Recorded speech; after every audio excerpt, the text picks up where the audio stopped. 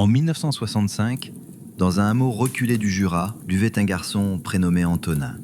12 ans, les yeux noirs comme des silex mouillés, et cette étrange façon de marcher sur la neige sans laisser une seule trace.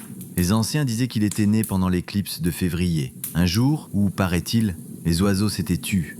Cet hiver-là, tout s'était figé. Les routes avaient disparu sous les congères, les bêtes gelaient debout, et le silence pesait sur le monde comme une couverture de plomb. Un matin, devant la poste, le facteur trouva un paquet, posé là, sur la neige, une petite boîte, métal bleu nuit, cerclée d'un ruban noir. Il l'ouvrit. À l'intérieur, un doigt, humain, parfaitement conservé, un index, rien d'autre. Le lendemain, une autre boîte, sur le banc de la mairie, même ruban. Cette fois, une oreille, droite, puis une joue, puis un talon. Et pendant 7 jours, l'étrange moisson continua. Les gendarmes de Lons-le-Saunier parlaient d'un déséquilibré. Mais dans le village, on regardait Antonin. Il posait des collets toujours vides, il lisait dans la buée, il dessinait des visages dans le givre. Et chaque matin, avant l'aube, il était là, assis devant une boîte, avant que quiconque ne l'ait vu.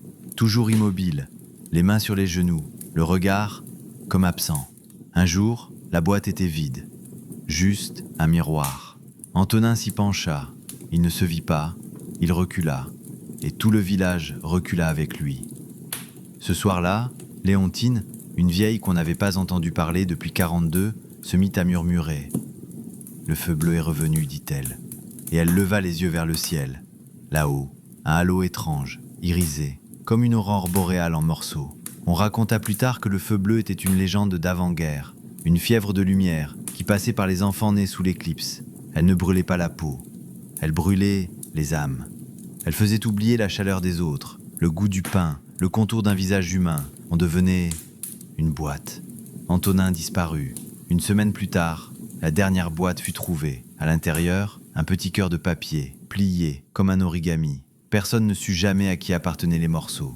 Mais pendant 40 ans, chaque hiver, une boîte réapparaissait, bleue, vide et toujours très froide.